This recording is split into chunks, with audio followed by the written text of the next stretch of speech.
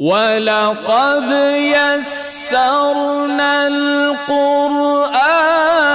لِلذِّكْرِ فَهَلْ مِن مُدَّكِرٍ۔ اور آخری نقطہ یہ ہے کہ اس سے متعلق صحیح بخاری کی ایک روایت ہے کہ جب بندہ اللہ پر الزام لگاتا ہے نا اللہ کے بیٹا ہونے کا، اللہ کہتا ہے کہ یہ بہتان ہے، یہ گالی ہے۔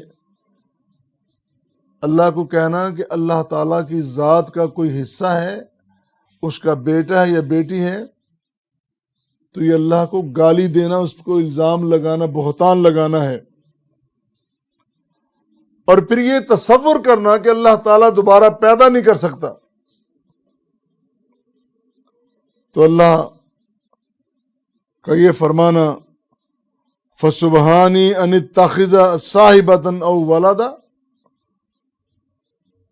عجیب بات ہے کہ میری ذات کے بارے میں میرے بندے یہ تصور کریں کہ میرا بیٹا ہے، میری بیٹی ہے۔ میں ان سب چیزوں سے بے نیاز، اولاد سے بھی اور بیوی سے بھی بے نیاز ہوں۔ اللہ اکبر۔ اس کو کسی نسل کی، کسی وراثت کی، کسی نام آگے چلنے کی، بنانے کی، بڑھانے کی کوئی ضرورت نہیں۔ پوری دنیا، پوری کائنات دن رات اللہ کی بندگی کرتی رہے تو اللہ کے مقام و مرتبے میں ایک ذرہ برابر اضافہ نہیں ہو سکتا، اور پوری کائنات باغی، سرکش، منکر ہو جائے تو اللہ کے مقام و مرتبے میں ایک ذرے کے برابر بھی کمی واقع نہیں ہو سکتی۔ انسان تو کیا، انسان اور اس کا سایہ دونوں اللہ کو سجدہ کرتے ہیں۔ باغی سرکش انسان کو سمجھ نہیں آتی، وہ آگے دیکھ کر غور کرے کہ کس طرح انسان بھی سجدہ کر رہا ہے، انسان کا سایہ بھی سجدہ کر رہا ہے۔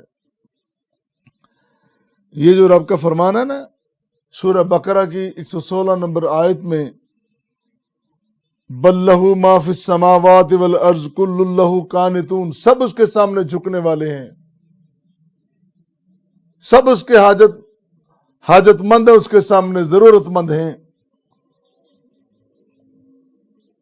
سورہ رعد میں اللہ نے فرمایا وَلِلَّهِ يَسْجُدُ مَنْ فِي السَّمَاوَاتِ وَالْأَرْضِ طَوْعًا وَكَرْهًا وَظِلَالُهُمْ بِالْغُدُوِّ وَالْآصَالِ،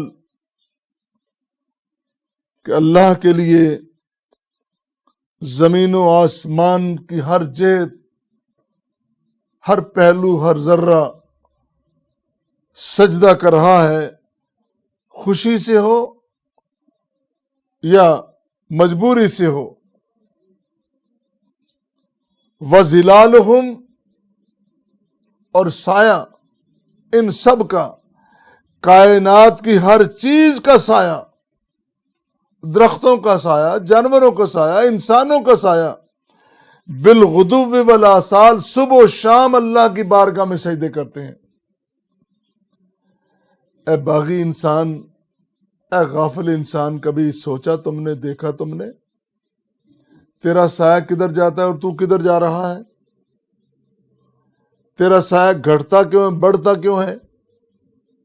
تیرے سایہ میں کمی بیشی کیوں ہوتی ہے؟ تیری زندگی میں کمی بیشی کیوں ہوتی ہے؟ تیری زندگی میں تبدیلی اور تغیر کیوں آتے ہیں؟ کبھی سوچا تم نے؟ قرآن پڑھ، قرآن کہہ رہا ہے کہ انسان بھی، انسان کا سایہ بھی، کائنات کی ہر چیز کا سایہ اللہ کی بارگاہ میں سجدہ کر رہا ہے۔ اور پھر وہ اللہ بدیع السماوات والارض وَإِذَا قَضَىٰ أَمْرًا فَإِنَّمَا يَقُولُ لَهُ كُن فَيَكُونُ، اے انسان تو پتہ نہیں کس بات پہ اتراتا پھر رہا ہے، اس ذات کبریا کی عظمت کو ذرا دیکھ جو بدیع السماوات والارض ہے، آسمانوں زمینوں کو از سر نو پیدا کرنے والا، اور پیدا کرتے وقت صرف اتنا ہی اس نے کہنا ہے کن فیکون، پس ہو جانا ہے۔ اللہ نے کن کہنا ہے، اور کن بھی اس طرح نہیں کہنا کہ اللہ تعالیٰ ایک مجلس قائم کریں گے، ایک اجتماع کریں گے، ایک اکٹھ کریں گے، پھر اس میں کہیں کن اور ہو، ایسا منظر نہیں ہے۔ ارادہ کن، اس کا ارادہ ہوا اور ہو گیا۔ بلکہ ایک جگہ ایسا بھی فرمایا وما امرنا الا واحدۃ کلمح بالبصر، ایک پلک جھپکنا جس طرح ہوتا ہے نا، یہ ساری باتیں انسان کو سمجھانے کے لیے کی جا رہی ہیں۔ یہ نہیں کہ اللہ تعالیٰ پلک جھپتے ہیں، یہ نہیں کہ اللہ تعالیٰ کہتے ہیں کن فیکون، یہ وہ اس طرح نہیں ہے۔ انسان کو سمجھانے کے لیے کہا جا رہا ہے کہ جس طرح پلک جھپتی ہے، جس طرح ایک کہا کہ کن ہو جا، ہو گیا، اس کے ارادے سے، اس کی قوت سے سبھی کام ہو رہے ہیں۔ اور وہ کیا انداز ہے، کیا سلسلہ ہے، وہ رب ہی بہتر جانتا ہے۔